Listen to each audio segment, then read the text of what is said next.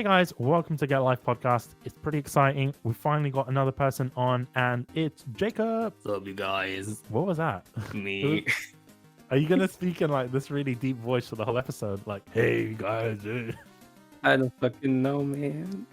Me neither. Jacob, I don't know either. But you know what? We're excited today because we are going to talk about Samurai Warriors 5, aka Sengoku Musou 5. Oh, absolutely. It recently got announced, but before we get into it, I just want to thank our sponsors, Japan Crate, Crunchyroll, and JList. You'll be hearing advertisements for them throughout the episode. So let's get into it. Jacob, what did you think of the announcement? I know it was a bit weird because we got it announced during a Nintendo Direct of all things, but what do you think of this announcement? First off, when I first saw, I guess it was weird, but I'm so used to being like Oda troops being like the purple troops and all that. And so it's like as soon as I saw like the Oda crest and the purple, I was like, wait, this is Samurai Warriors. Like not even 5 seconds in, I was like, oh my god, this is Samurai Warriors. And I was like, wait, who are these characters? It's like Samurai Warriors 5 and Nobunaga, young Mitsuhide. What? So it I was like very taken aback, and it's like this is so different. Like you cannot even compare it to like Spirit of what's it called? Spirit of Sanada. I'm so sorry, it's been a while. Yeah, Spirit of Sanada. Yeah, and it's like I was just taken aback. I didn't know how to react. I didn't know what to think or say, but I was really happy that we finally got Samurai Warriors 5 after such a long time of waiting. How long has it been since Samurai Warriors 4? Like 6-7 years? Samurai Warriors 4, the original, the base game, was released in 2014. Yeah, so it's been a long time since then. It's been like 7 years, as you said. So it's been a long time since we got a new introduction into the Samurai Warriors franchise. And what is interesting about it is because I didn't watch a Nintendo Direct. I don't really watch these Nintendo Directs anymore because I'm like, oh, so boring. But I got the press release as soon as it came out. So Nathan sent that press release, I'm guessing, to all the press, and I got it and I was like, fuck, what the hell? Like, what? Samurai Warriors 5, Ninja Gaiden? Like, what is going on, Koei? And it made me really happy on the inside to see that we're getting a new Musou game that isn't, a spin-off. Do you know what I mean? So I'm very happy that we're getting this. And I was just excited as well. I wasn't like, I had to go back and watch the trailers and I was like, oh my God, this art style's amazing and this is great. And I just fangirled. Like, I had a fangirl moment inside. I was just like, I am at peace. And I really love the fact that Koei is taking a new, fresh, I don't know how to explain it, a new, fresh take on this beloved franchise. I know sometimes that Samurai Warriors kind of gets shunned a little bit because Dynasty Warriors is just such a big game. Do you know what I mean?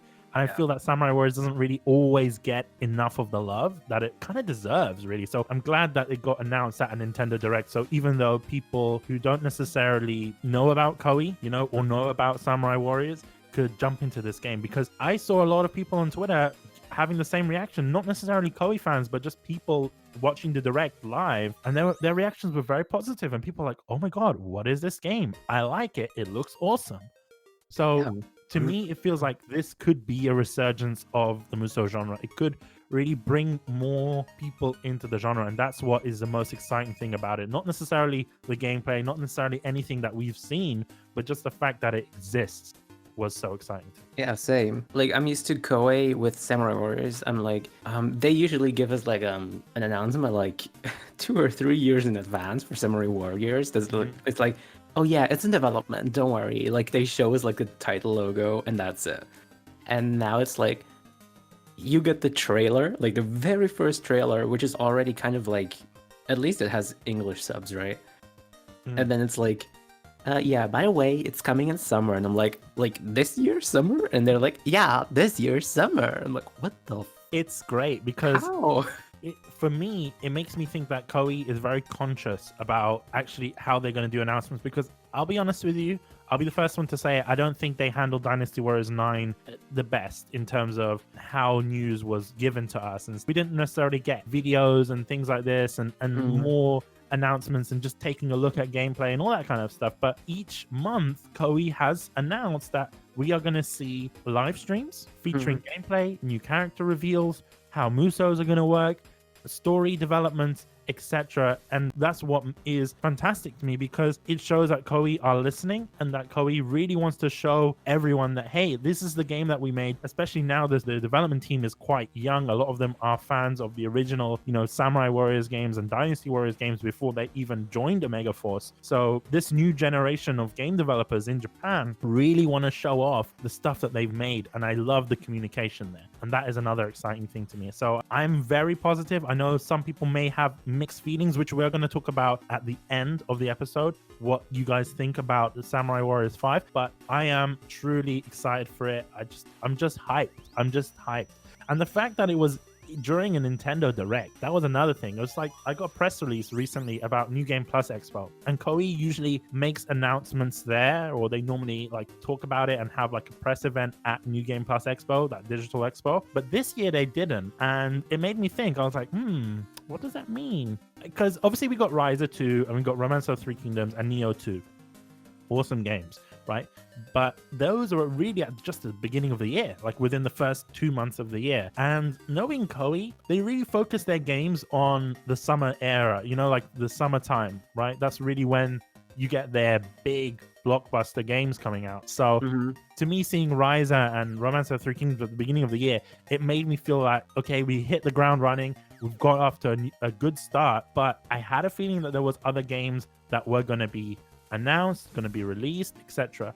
throughout the year, because obviously any game development studio, any game publisher won't just have 2 games out in the beginning of the year without having other games released later on. I mean, we did talk about this in the episode that we did with Chris Gildart. Me and Chris, we were speaking about Samurai Warriors 5, and we actually assumed that we would get another Dynasty Warriors before Samurai Warriors, but it was Matthew Sainsbury, the games journalist and author. He actually said, you know what, I think we're going to get Samurai Warriors 5 before a new Dynasty Warriors game. So I would say, and this is obviously recorded on the podcast, but I would say he hit the nail on the head there. I was just surprised to see it this soon. Definitely. And the fact that it's coming out in, I think, July 27th, if I'm not mistaken. Yeah, 27th or 24th or something. Yeah. 24th is I do think 27th. I think 24th or 25th is the Japanese release. Yeah.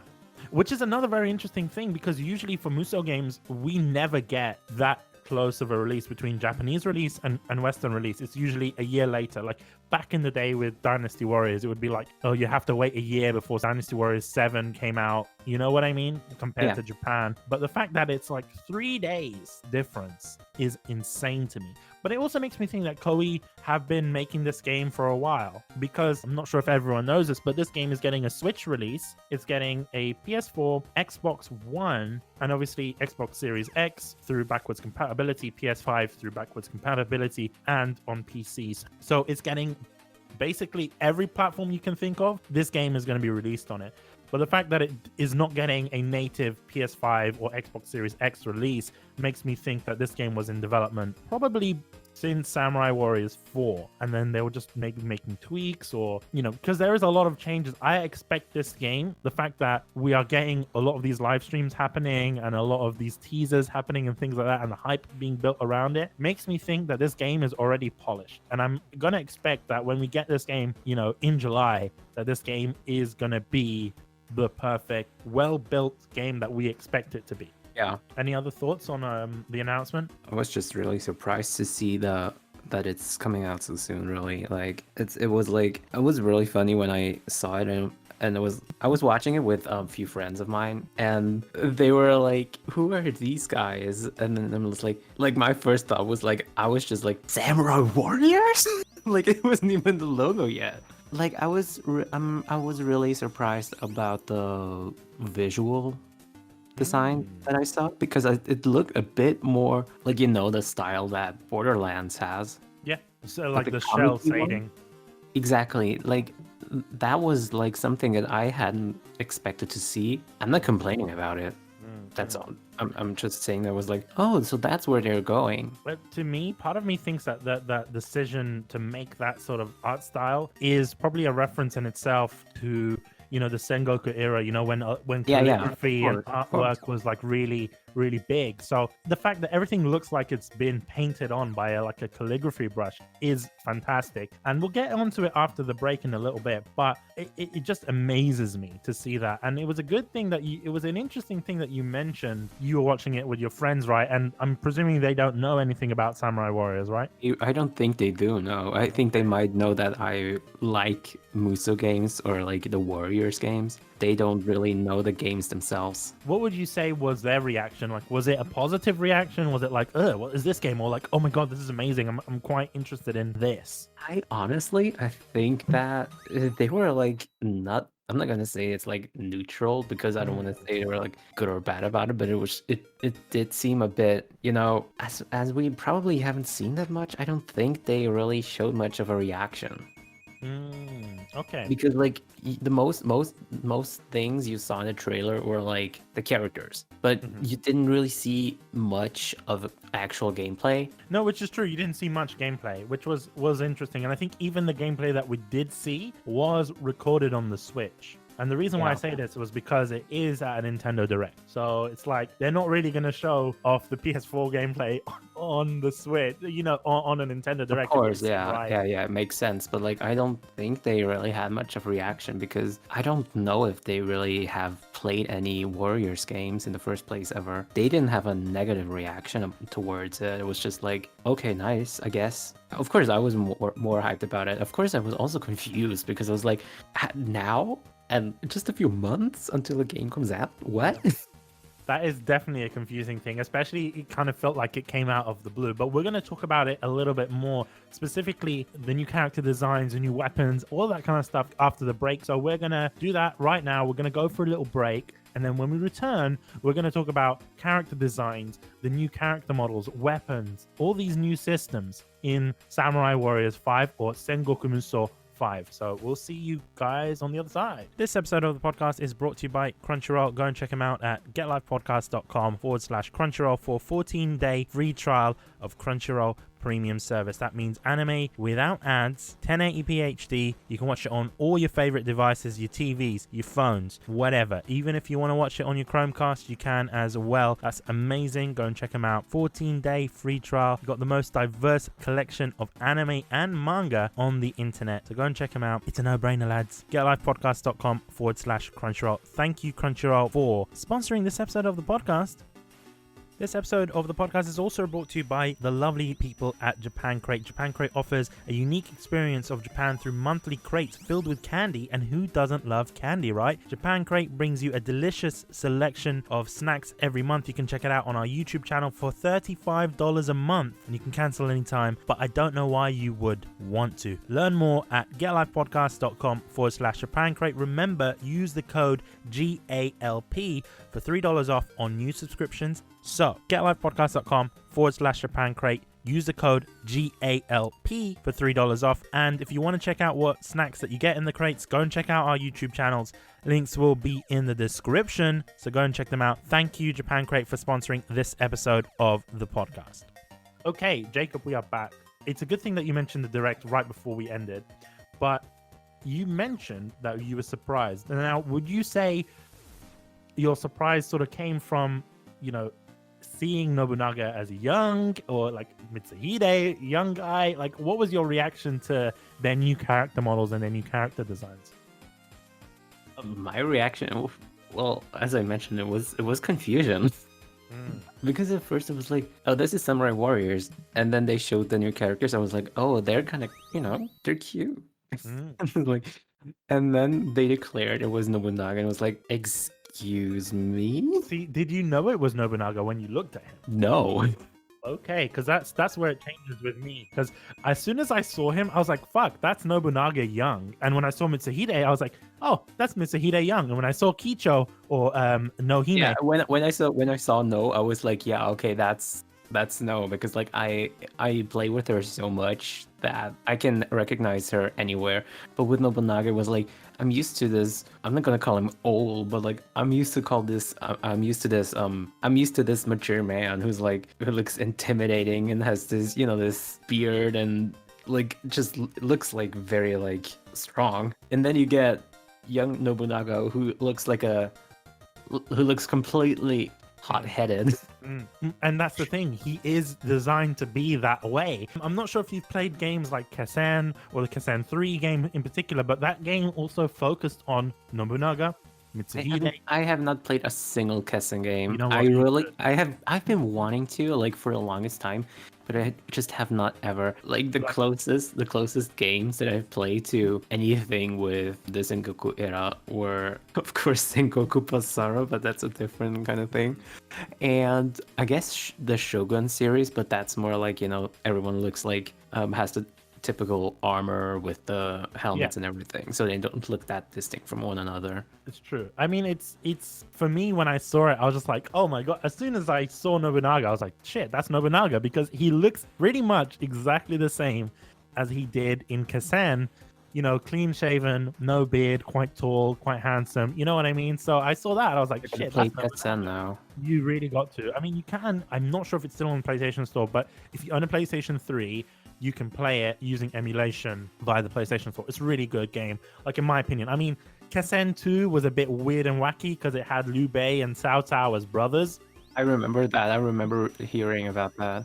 But I mean, this game, like Kasen 3, kind of followed the story more faithfully, and it focused on Nobunaga, and you see him, how he met how he met all of the other characters that we're going to see in this game as well. And the funny thing is, even though it didn't focus on all of these other events that happened during the Sengoku era, it just focused on Nobunaga, but it was really such a long game. And I have a feeling that we're not going to get this sort of shortened game with a lot of time skips, kind of like what we did in Spirit of Sanada. I'm not sure if you saw Spirit of Sanada or if you played Spirit of Sanada or not. I have. I've played it for a long while, but I eventually stopped because it was kind of getting too much for me. Yeah, I'll be honest with you. Like, I enjoyed Spirit of Sanada, but my main issue with Spirit of Sanada was that there was always this time skip. So you start off with Masayuki, who is the dad of Yukimura and Nobuyuki, right? So you start off with him, and then obviously you see him, start his family and everything, and then you get to play as young Yukimura, and it was very interesting. But then obviously there was this big time skip from young Yukimura to teenager to, you don't really get to see him young and whatnot. You just get to play a few missions, and then he's old again, and then he has this sort of mustache at the end of the game. And I was like, okay, all right. There was a lot of time skips, but that game in itself was designed to be a spin-off rather than a full sort of Samurai Warriors experience. So with this game, they're going back to basics. They're focusing on Nobunaga Oda. I have a feeling that we're going to see, I don't want to say everything, but we're going to see quite a lot of stuff for this to be a full-on game, to be honest with you. Realizing once again that, I don't know if you ever noticed playing Samurai Warriors 1, but I feel like the first Samurai Warriors game was also heavily focused on Nobunaga. I might be mistaken on that, but now looking back at it, because I remember playing a lot of it, I just noticed how much Nobunaga is emphasized in the first Samurai Warriors game. It's true. Like, he is focused on a lot, and I think that's probably why for this reboot they wanted to go back onto Nobunaga and, get into it a little bit more. So it was fantastic. It was great. So I really did appreciate that. It may be a little bit of a shock to existing Muso fans, might be frustrated, but I think this is a good opportunity for the series, because I kind of feel like, especially with Dynasty Warriors, you know how you have like hundreds of characters, and Orochi where you have like millions of characters. Yeah. Part of me thinks that this is sort of a new take and a chance to refresh the franchise and refresh Muso. I think a lot of people were upset, at least critics of other games like Dynasty Warriors and games like Orochi, the fact that there is just too many characters. And I understand some fans will be annoyed by that, the fact that they're taking away content, but don't see it as content being taken away. See it as, we are getting new characters to the Samurai Warriors franchise. We are getting redevelopments in characters, the way that Musos are going to work, the way that AI is going to work. I feel that sometimes when game development is focused on, we need like 1 billion characters so we can cover all the storylines, that way we kind of get less of the actual story. I don't know if you remember, like back in the day of Dynasty Warriors, where it was Dynasty Warriors 4 or Dynasty Warriors 4 actually. Yeah, Dynasty Warriors 4 had 30 playable characters, and this game has 27 playable characters. And I don't know if you remember, but the stories in Dynasty Warriors 4 and in Dynasty Warriors 5, in my opinion, were more meaningful than the stories that we got in games like 8, or 9, because we actually got to spend more missions and more time with the limited cast that we had. And I think that we're going to get the same sort of situation with this game. Yes, it is going to focus heavily on Nobunaga, but there's so many characters within Nobunaga's history, within his story. You know, you've got Hideyoshi Toyotomi, you've got I'm trying to remember Nohime, you got Shibata as well. I can't remember his full name, but So you got yeah, you got so many characters, and part of me thinks we're probably also gonna get Nobunaga's sister, you know, Oichi, right? We might see her come into play, and there's we so many already other... have a new character as well. We have two, I think. Who is that new character? It's the ones, the Koga ninja. Her name is, I think, Mitsuki. She's the redheaded one. So who is she? She's a Koga ninja I think who grew up thinking that Nobunaga is her father. So she supports him like almost unconditionally, if I recall correctly. And we have Toshimitsu Saito, Okay. who is a vassal under Mitsuhide. Like in previous games, I kind of felt that Mitsuhide was never villainized as much as Nobunaga. Like Nobunaga has always got that evil aura around him. It's the same with Nohime, and it's like I never really wanted to play Nobunaga's story or even play as Nobunaga in the old Samurai Warriors games because I felt that he was just a villain. It's kind of like the Don Juan.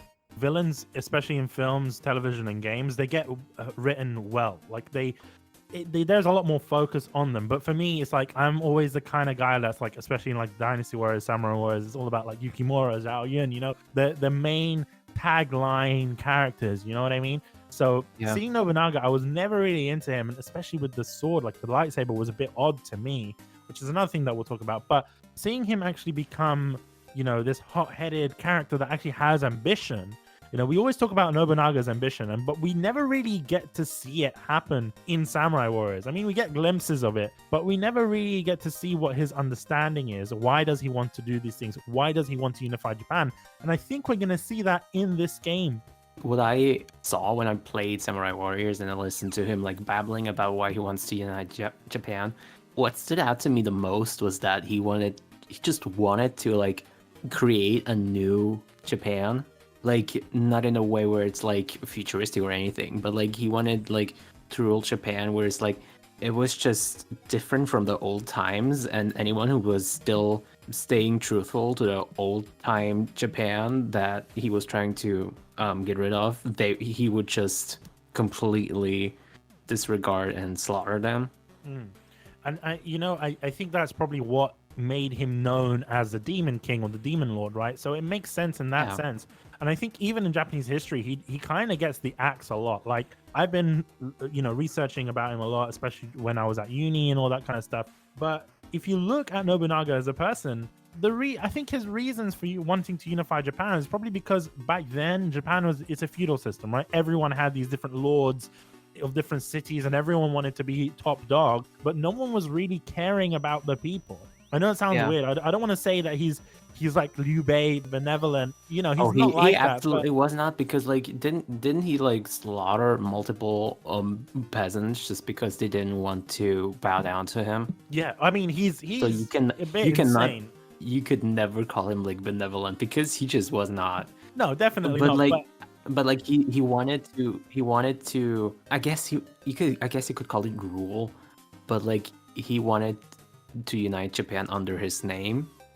Well, definitely. I don't think necessarily just his name, but I just think he wanted Japan unified to begin with, because there was so much corruption that was just going on, and everyone was trying to be the top dog, and it was just a bit annoying. Yes, he didn't end up, you know, unifying Japan. It was actually Hideyoshi, but Hideyoshi was Nobunaga's quote-unquote successor. You know, he continued Nobunaga's ambition in that sense. Yes, you can argue Hideyoshi was also one of those sort of villainous rulers in that sense, that he also did pretty much similar things to Nobunaga, like in terms of killing innocents and whatnot, but he ended up unifying Japan. No, I think how he started out, and I don't know if this is correct, but he was like the son of a farmer. He came from nothing. So he's got the typical trope going on where it's like powers and getting to his head, and now he's like, no, if you don't stick to my rules, you get the chop. Yeah. I think a lot of people were like that, like even Ieyasu as well. I mean, there's so much we can go and talk about this for hours. But speaking about these characters, they are characters that are currently in the game. At least announced. Obviously, Mitsuhide Akechi. We have Nobunaga. We have No. We have Shibata as well. I'm trying to remember the other characters. Do you remember the rest of them? Mitsuki, Toshimitsu, Saito. Do we have anyone else? Yeah. Hideyoshi. We have Yeah, Hideyoshi. Hideyoshi. We have Ieyasu Tokugawa as well. I do think Oichi was confirmed as well, if I remember correctly. I don't think she was. I don't think she was. to I be do honest with you. remember reading about her in one article or something. Oh, okay. Well, I'm not. Too unless sure they about that. unless they mistook her for Mitsuki, which is possible. It but could be. But I don't honestly with the game focusing on Nobunaga, I cannot see how Oichi is gonna be left out. Yeah, definitely. I mean, Like she's played such a huge part in his life. Like even though she ended up with Nagamasa in the end, it was like no. You know what? She didn't just end up with Nagamasa. She ended up with with Nagamasa, Katsuya actually. and then exactly, Shibata as well. After Nagamasa died, I don't know if Nagamasa Asai is in the game. If he's gonna be in the game, then yeah, probably Oichi will be in the game. I want to talk about obviously the new character designs. We see a lot of them younger. Ieyasu notably is quite young, and I think his character design is most drastic for me. Oh yeah. And I think it's Definitely. probably because he is younger, and I'm not used to a young Ieyasu. Okay, with Sengoku Basara, he has a sort of boxing sort of look to him, and he kind of looks like, Thing is, with Ieyasu in Basara, he kind of reminds me of Akihiko Sanada. Akihiko. Oh, Sanada. Yeah, Akihiko senpai. Oh, Sanada. Ooh, Sanada. No, but you know what? He does remind me of Akihiko senpai from. But the thing is, seeing him young, I believe when I was speaking to you, you thought that was what's his name now? You thought he was supposed to be. I was gonna say Ramune. His name's not Ramune. What's his name? What? What are you talking about? The guy in Samurai Warriors that is like Nobunaga's bodyguard. What is his name? Ranmaru. Ranmaru Mori. Yeah. I'm pretty sure. Was it you that said that you thought that was Ranmaru Mori when you originally saw I him? think I did. Yeah, because I saw him and I was like, oh, that's Ranmaru. And then I saw that it's Ieyasu. Because of the haircut, honestly. Because Ranmaru usually got this kind of haircut that Ieyasu got in this game. So I'm like, oh. And then I saw the crest. And I was like, oh, it's Ieyasu. I'm pretty sure Ieyasu is just like supposed to look like this when he's young. But it's interesting there though, because I don't know how young Ieyasu is going to be. Is he going to be like a teenager? Is he going to be like a young kid, like a bratty young kid? I want to see his personality kind of shine, because Ieyasu in previous games was like, hey, I'm Ieyasu. Like those. He's the grumpy sort of, old man who wants to unite the world. Exactly, but he was very like political, very organized, and I want to see how young Ieyasu is going to be. Is he going to be careless? Is he going to be like a shithead? How are we going to see young Ieyasu? I feel like just by looking at him, he seems to be extremely shy.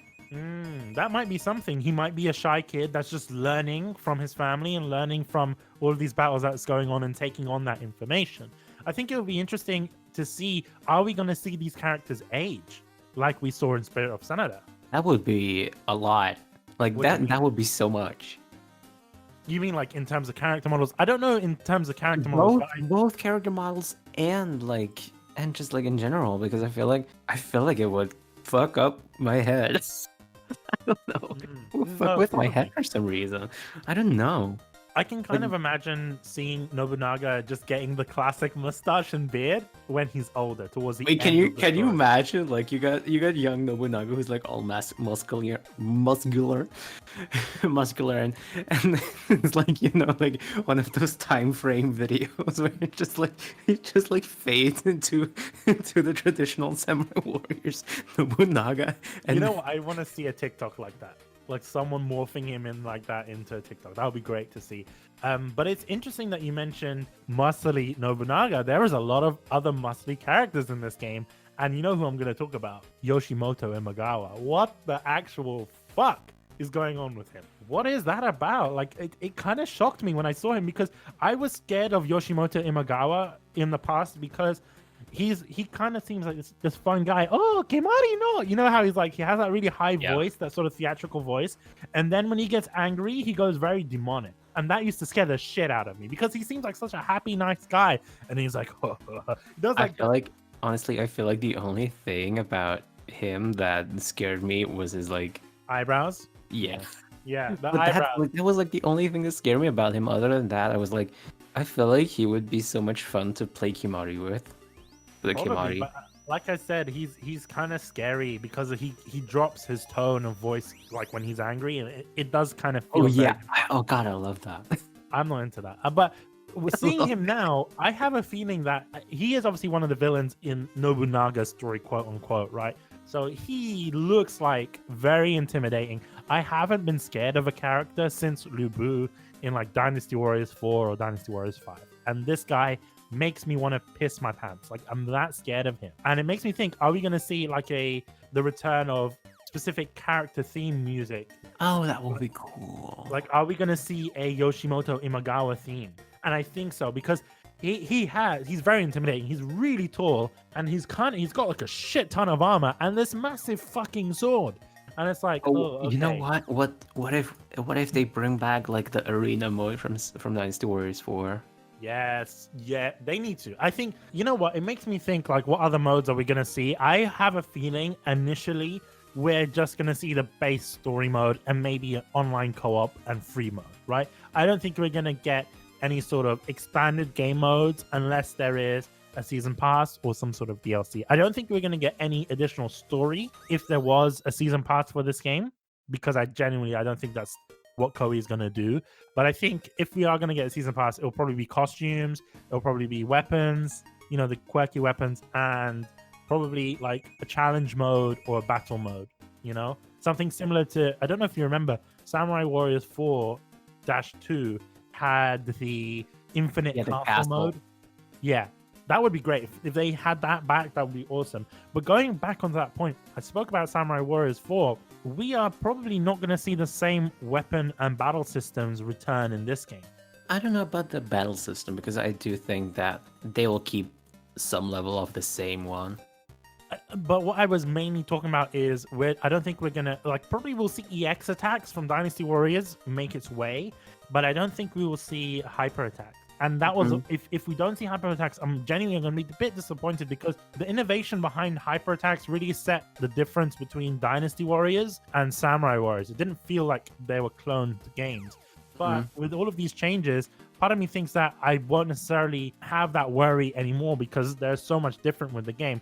I have a feeling that the game is going to get cloned weapons just because there is such a low amount of weapon, not necessarily weapons, there's just a low amount of characters in the roster. So when you have such a low amount of characters, you kind of need to rely on cloned movesets, if that makes sense, just because it seems too much to do uncloned characters when there's just a small number of them, if that makes sense. And I think probably what could happen, yes, we'll get cloned weapons, but their movesets will be different. And if that is the case, bravo.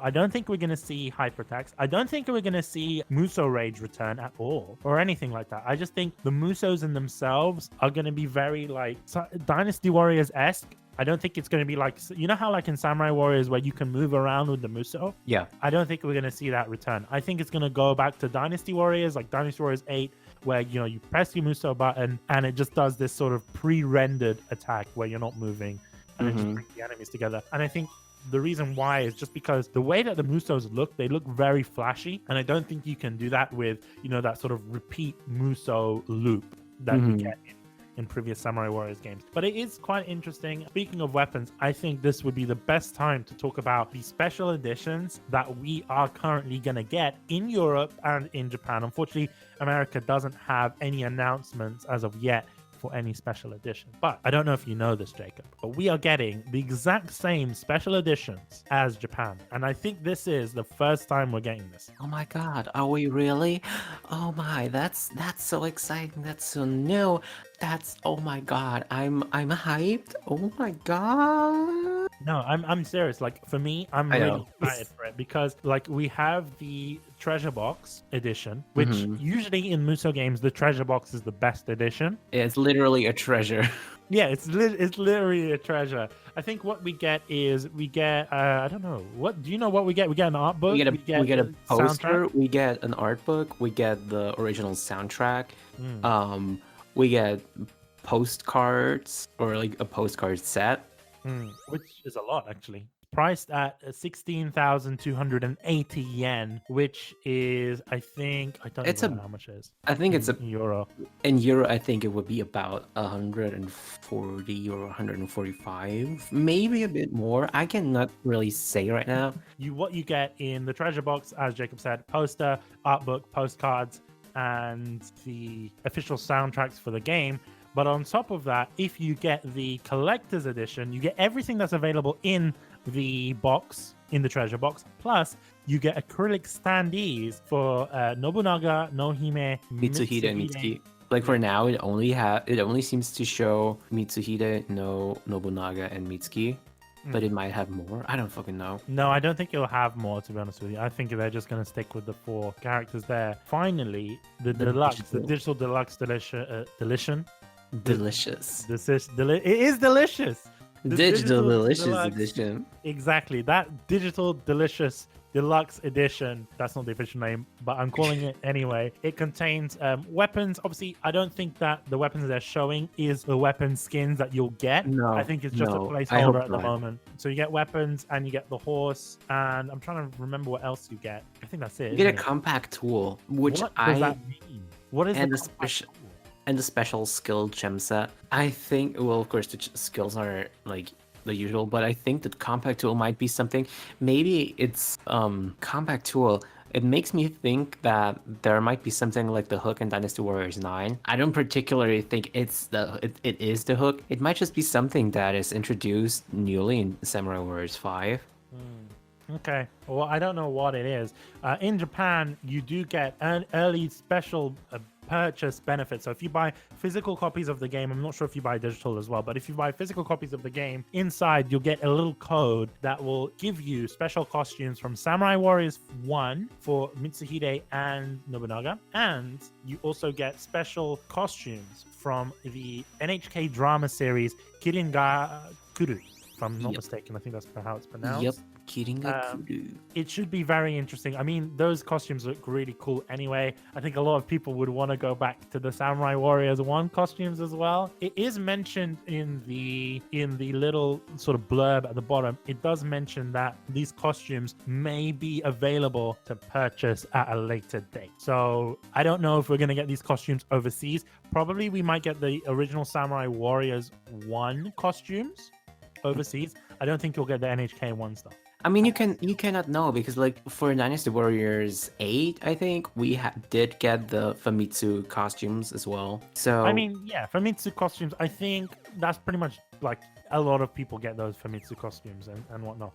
But it was interesting though because the Famitsu costumes, I think you get them from the magazines themselves. I think that's the only way in Japan you get them, but then they just make them free over here. It's the same with the Lawson costumes. Yeah. Because I remember back in the day, they like if you pre-order Dynasty Warriors 8 from Game, they give you the Lawson Wang Yuanji costume. Which doesn't make any sense because it's like it's clearly branded Lawson, the Konbini in Japan. Like, how did they get away with that? I don't know, but that's not the point. I want to talk about, because we were talking about special editions, I really want to talk about this new interview that came out with Mr. Koinuma, where he answers a lot of questions, and this was done with 4gamer.net.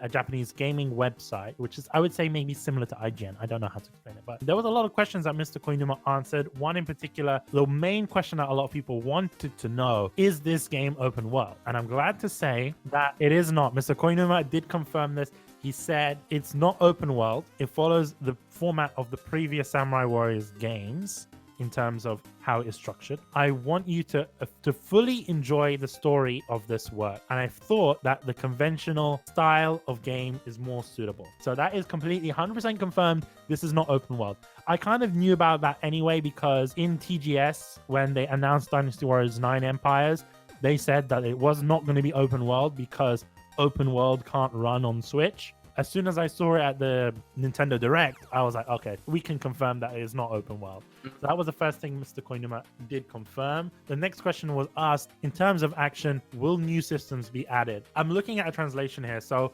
forgive me if it's not necessarily the best. He mentioned that the troop types in the game will appear depending on the timeline, you know? So at different times, even within history, you're going to see different troops appear at different times, and probably depending on, you know, who you're playing as, right? Because when Nobunaga first started an army, I don't think his troops had the best armor or the best weapons. Yeah. So I think that's probably going to be reflected. For me, that's some sort of speculation at that point. I don't want to say that's confirmed, but he did confirm that different types of troops that suit the particular times will appear. But what I also think is that we're probably going to see new AI systems in this game. It's something that Mr. Koinuma did mention. 4Gamer mentioned that there might be a conflict between pursuing a sense of exhilaration and unmatched strength of the enemy. So Mr. Koinuma said the main goal is that the player and the enemy grow together. So pretty much as you grow in terms of leveling and difficulties and whatnot, your difficulty will grow as well, which is great. It doesn't mean that you're going to be overpowered. I kind of love being overpowered in games like Dynasty Warriors and whatnot, but it gets to a point where it's not fun. Yeah. You know what I mean? So having that challenge there is fantastic. So he said, we're making a Muso game that you can enjoy. So we're adjusting it that you can have a pleasant experience through trial and error. Wow. It makes me think that we are gonna get our asses handed to us. I have a feeling that, I don't know if you remember back in the day, Dynasty Warriors 4, Dynasty Warriors 5, those games used to be a lot more difficult, especially on higher difficulties, especially if you're fighting Lubu and you're not prepared and whatnot. I feel like the most difficult ones for me were 2 and 4. Definitely. I'm not saying 2 was difficult, but like 2 was also, sometimes it was really unforgiving, because when you fought Lubu, Dynasty Warriors 2 didn't have this thing yet where, you know, in 5 you had like the enemy commander going like batshit and going frenzy and just not really getting hit by any of your attacks, but still getting damage. You know what I mean? Like they would be able to enter this kind of rage. So with Dynasty Warriors 2,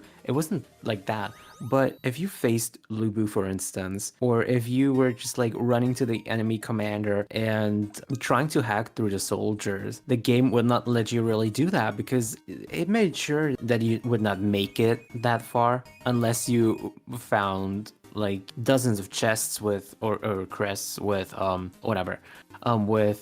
health items, which were really helpful, honestly. But like, I imagine one time when I was fighting Lubu in Dynasty Warriors 2, like I had managed to make my way through the map like normally, like, you know, I would just like hack away and blah blah blah, and then I would fight Lubu, and he was significantly stronger than me, and when he did his Muso attack, it was just over for me. Yeah. I was like, what the hell? Like, it was genuinely a challenge in Dynasty Warriors 2 for some reason for me. And it's like over the course of the last few Dynasty Warriors games, it was also always like, yeah, you can like, don't chase Lubu, and then you chase Lubu and it's fucking nothing. Like, you know, it's just like, yeah, you fight him, he's just another enemy. And so to see that the enemies actually growing with my character, that's something. It's really cool. What makes me excited is that it basically gives challenge to everyone, in the sense that if you're new to this game, you're not going to get your ass handed to you all the time. You know what I mean? Because it's going to be, I have a feeling that it's going to be based on your current level, etc. So if you're quite under leveled and you're really new to the game, you're going to get a challenge, but it's not going to be like Neo 2 style, you know, getting killed all the time and like hating your life. But if you're an experienced Muso player and you know what you're doing, you will still find that challenge. As Lubu would once say, you know, can anyone provide me with a decent challenge? I know we're kind of crossovering, you know, with Dynasty Warriors and Samurai Warriors, but I feel that finally, in like the last 5 years, we are actually going to get a decent challenge from a Muso game, and that's really good for me. Also, I feel like, honestly, like this might sound a bit cocky, but I feel like Samurai Warriors 5 gave us the opportunity to, as a player, be a bit of an asshole with the dashing attacks. Of course, the enemy could like block us with them sometimes, I think. Yeah, no, I think the hyper attacks were just overpowered to a certain extent. I was just like, oh, why? Yeah, they can break your block. Like they can basically break you. So you can't continue the attack, there is no penalty for that. You could just continue doing it again and just work your way around the officer, Yeah. which, it's yeah. And don't get me wrong, I have a feeling that people will find systems in the game to abuse other, the AI and whatnot in that sense. But, I don't think that it will be designed purposefully, to be OP. Yeah. Another thing that that was mentioned to Mr. Koinuma was that he was talking about this new development stuff. The fact that the staff in themselves have, samurai warriors since they were kids. You know what I mean? So this is a new, fresh staff, and they wanted a new take on samurai warriors. It's very nice to see that, they wanted new voice actors. In the case of Nobunaga has a new, younger voice actor, right? They wanted that choice specifically. The fact that they wanted to focus on a younger Nobunaga and a younger Sengoku era, that was a specific choice there. So one of the questions was, Sengoku Musou, a series that was basically rebooted, are we going to see future Sengoku Musou games 6 and 7 be reinterpreted in a similar vein to Sengoku Musou 5? And Mr. Koinuma was very happy, and he said Samurai Warriors 5, if it is accepted by the fan base, he feels that the history of this series will continue, and he's happy if that happens. So he's very optimistic. So basically, what he's saying is, if the reboot is received well, they will stick to the recipe of the reboot and just continue with the new designs, new voice actors, and new system. And that would be very exciting. He doesn't give much information on that, and I think it would be very interesting in that point.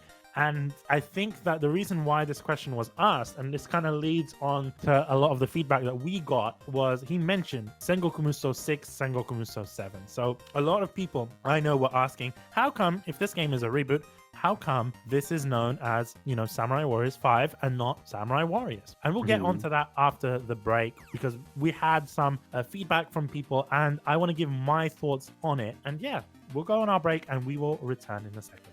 This episode of the podcast is brought to you by the wonderful people at JList. JList brings you the latest anime and otaku goods from Japan directly, whether that's anime, manga, cosplay, import game, visual novels. JList has got you covered. Learn more at getlifepodcast.com/JList, and remember to use our link and the code GALP for 5% off on all purchases on JList. That's including pre-orders. Remember, getlifepodcast.com/JList. Thank you very much, JList, for sponsoring this episode of the podcast. Hello, this is just a reminder for you guys to check out our Discord page. If you go to getlifepodcast.com/Discord, join our Discord page, join in on all the discussions that we're going to be having, whether it's in our gaming channel, our anime channel. Go check us out there. Hopefully in the future, we'll be doing our giveaways. All podcast giveaways will be done via Discord as well. So make sure you join in on the fun. In addition to that, make sure you follow us on Twitter at GetAlivePodcast. If you like what you see here, follow us on Twitter. We'll be posting new episodes, videos, announcements, things like that on Twitter as well. So be sure to check out our Twitter page if you want to be notified of all those kind of stuff. Anyway, back onto the episode. Okay, we are back. Jacob, we asked the TK family, we asked our followers on Twitter. You mean KT family? Oh, did I say TK family? Yep. You know what? I'm OG.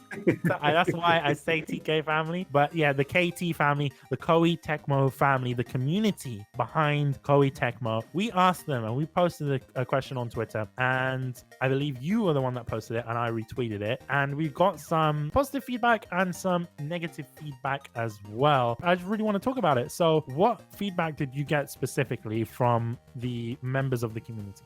So like the main focus was that of course, it looks good, it looks great, it looks fresh, it looks amazing, all that. The main concern for people was that it is called Samurai Warriors 5. However, since it is a reboot, they are confused why it is called Samurai Warriors 5. You got Tomb Raider, which is like the original Lara Croft, and then you got the new Tomb Raider, which started off with just Tomb Raider.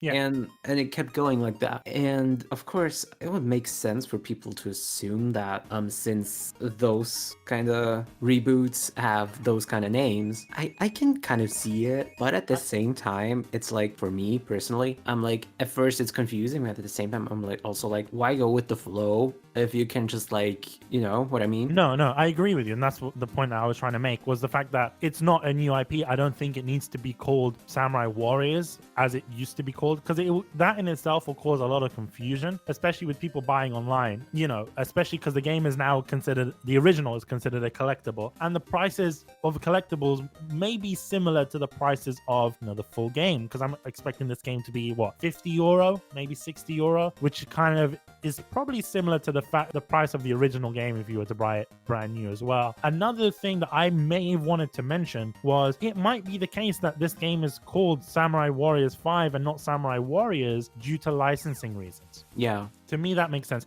because, fun fact, Koei Tecmo never published Samurai Warriors or Samurai Warriors 2 in Europe. Samurai Warriors 1 was done by EA, as in terms of publishing, developed by Koei, and Samurai Warriors 2 was THQ. So I'm presuming that the reason why we don't get these games as Samurai Warriors as opposed to Samurai Warriors 5 is probably because there may be a licensing issue that prevents them from releasing it as Samurai Warriors. Do you think Samurai Warriors 2 was published by Koei? Was it? I thought it was Yeah. THQ. No, then it might have been an Extreme Legends game that was published by someone else. Okay, my apologies. I want to strict that off the record. But Samurai Warriors 1 was EA, pretty sure. Yeah. Okay. So it's like, okay, you can't call it Samurai Warriors 1 because it would cause confusion. In the same vein, and this is another thing that what people don't necessarily understand, and maybe the licensing thing might not really be the case, and probably it isn't. I'm just kind of bouncing off here. But what is more likely is the fact that it causes confusion. For example, Shin Sangoku Musou, Dynasty Warriors 2 in the West is called Dynasty Warriors 2. Sangoku Musou, the original Dynasty Warriors, is a completely different game. It's a fighting game. It's not a hack and slash game, right? And yes, it's not necessarily a reboot. It's following a similar story to Sangoku Musou, but Shin Sangoku Musou, Dynasty Warriors 2, is known as Dynasty Warriors 2. How come they didn't release that as Dynasty Warriors 1? Exactly. Just because of it's a naming convention, it will cause confusion. I'm not here to defend Koei, but I understand their decision because calling a game Samurai Warriors and Samurai Warriors does cause a lot of confusion. You want people to know that this is a new game in the same sort of series. Mm-hmm. Yes, it is a reboot, but I completely agree with Koei's decision to call it Samurai Warriors 5 because it is the 5th entry into the series. I'm also wondering about if they look, if they named it Samurai Warriors once again, they would just be like, oh yeah, let's make a new one. It's called Samurai Warriors 2. Then you're gonna see if it's like the PS2 game or if it's the new Samurai Warriors 2. Exactly, and then it will get to the point of Samurai Warriors 3, Samurai Warriors 4, and then it will just become really confusing at that point, especially considering that I'm assuming that future titles in this game, in this series, will be released on PlayStation 5, you know, which is backwards compatible with PS4. And if you get to the point where you're making a 4th entry into this rebooted series, people are definitely going to get confused between Samurai Warriors 4, you know, the game that was released in 2014, and Samurai Warriors 4, the game that was released in like 2030, or you know what I mean?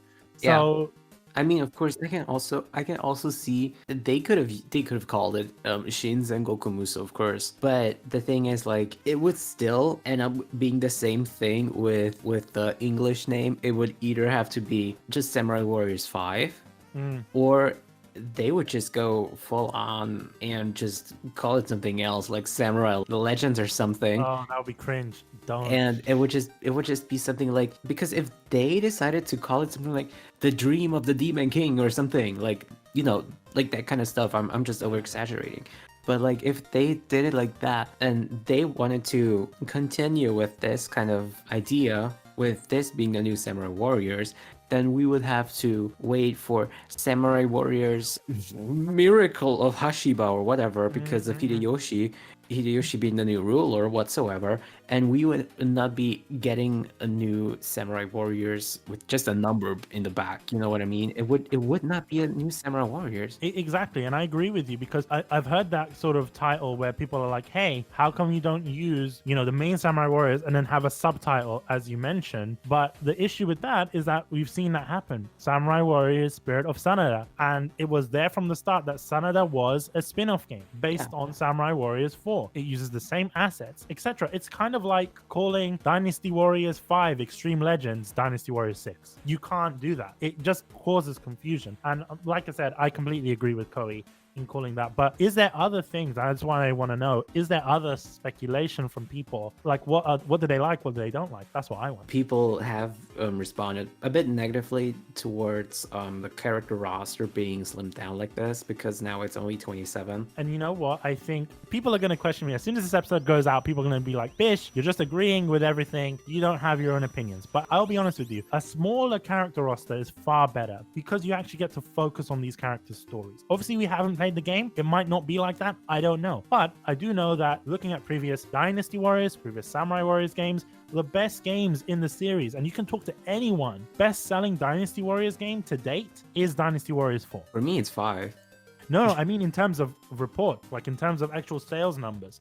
The best-selling game is Dynasty Warriors 4. And if I go up to anyone on the street, at least within my age range, or when I speak to people, like especially friends of mine and whatnot, when I say, hey, I play Dynasty Warriors, I'm like, oh my god, yeah, man, I used to love Dynasty Warriors 4. Dynasty Warriors 4 is always the first game that they mention. There is a reason behind that. Dynasty Warriors 4 had a lot of, you know, the realism in some sense. Yes, it was kind of wacky at the same time, but it also had a small roster. So you kind of felt intimate with these characters in a sense, you know? You got to feel their stories. You got to understand them more. And I think people should take this as an opportunity to learn more about their characters, you know? Yes, their favorite characters might not be there. You know, like, I really like Natora E and, what's it called? Naomasa E, right? I really love them as characters. But I really want to get involved with Nobunaga, especially now. You know, I was really intimidated before to play as Nobunaga, and now I'm just excited. So I think people should get a more positive attitude towards this particular choice. And I don't think they've done it to be lazy. I think they've done it specifically to aid in storytelling. Yeah, I agree. Honestly, like, of course,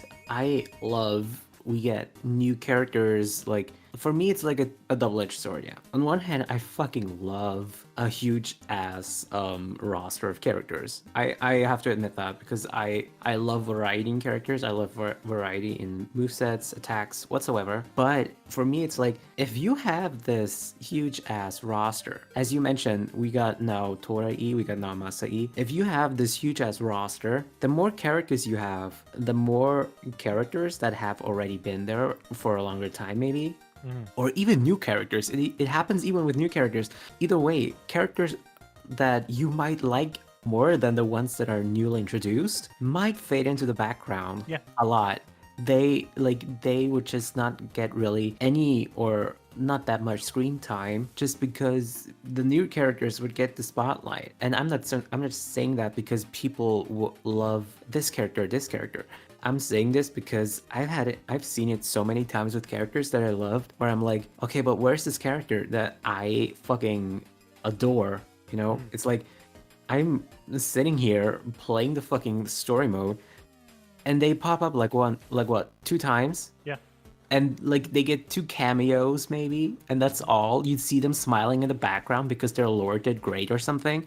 That's all. And the only other times that I see them is like free mode. I also have to admit what I do hate a lot is when characters appear as special NPCs. Like they have their own design, they have their own move sets and everything. That's the only thing that I do not want to see. Like I get that there's a certain appeal to it, but I fucking hate it. Like I will Google forever how to unlock this character, and they're not unlockable. Like fuck, let me play with this character.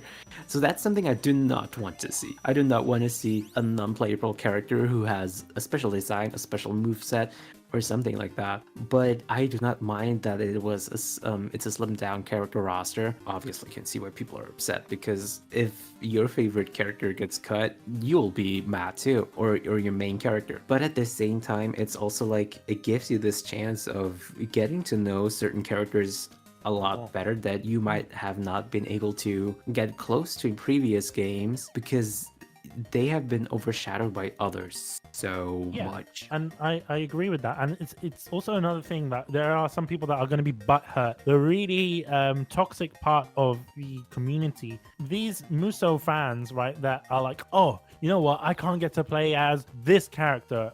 and they don't necessarily understand that because it's focusing on Nobunaga, you might not even see those characters in that timeline to begin with because they might have not even been born. So it's like there is a logical explanation. Koei is not just removing characters because they're lazy, and I've seen that online. Oh, Koei's being lazy.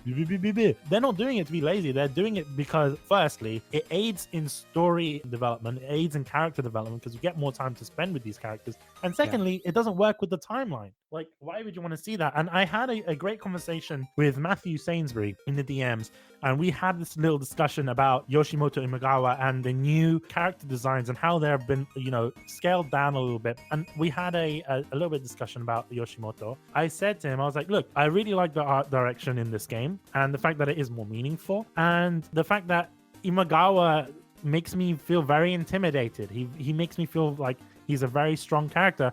Yeah, he looks actually powerful. And exactly. And what Matt was saying was like, it's much different compared to his clownish looks from before. And he said it's a better character design because it actually gives the character more respect. He was not really a clown in history, and that is true. Although I do have to admit that I think in Samurai Warriors, was it Samurai Warriors 4 too? Was Imagawa in Samurai Warriors 4? I think he was playable. He didn't have a story, I don't think. Either way, like in his later appearances in the game, he to me seemed at least a bit more respectable, because in the first game he just had this, he was just goofy. It was his attire that was like very like questionable to me, because I was like, would anybody wear this to war? No, definitely. And then like in 3 or 4 he actually got like armor. He got something, like, even if he's still a goofy Kamari player, he still has something that shows that he's an actual warrior. I mean, yeah, of course, in the first,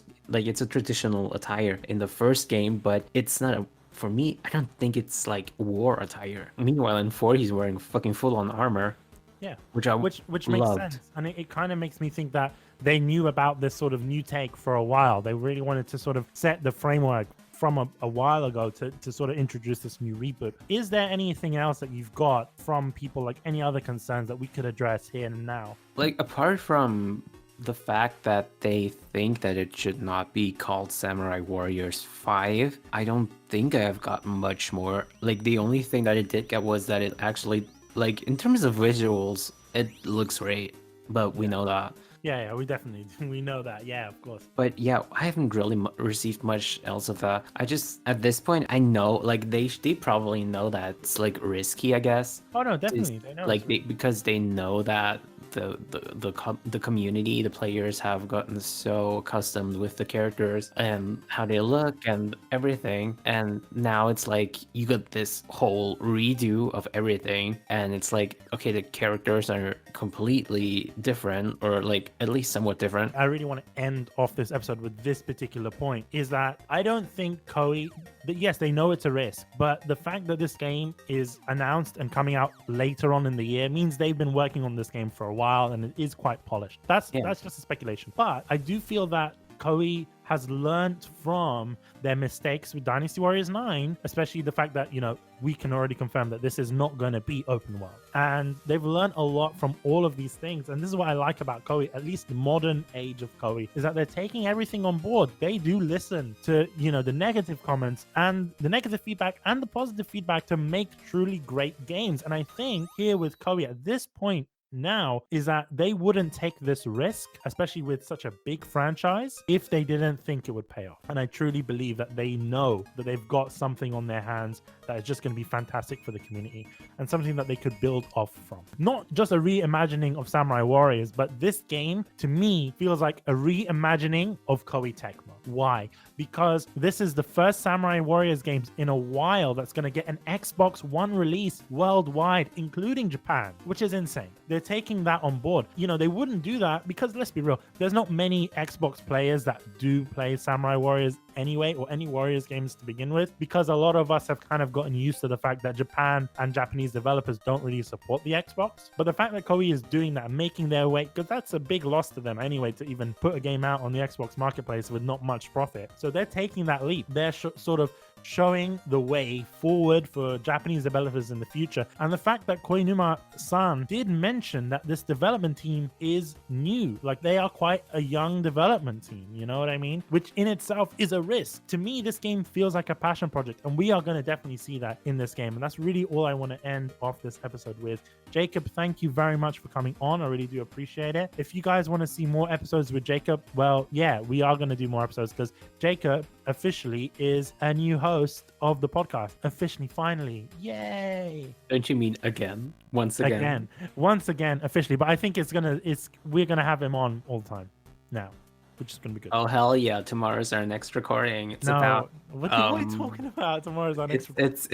It's about... What is it about? A secret project. You're saying a secret project because there is no episode scheduled for tomorrow. Stop No, lying. no. Don't listen to him. Okay. That's not true. Yeah, we're gonna have a double bill. There's 2 episodes. We're gonna have back-to-back Jacob on the podcast, Yeah. which is good. That being said, big thanks to our sponsors, Japan Crate, Crunchyroll, and J-List, and thank you for listening. Thank you for tuning in. You know what? I miss Joe. I just want him to say "stay sexy," but that's a kunai thing.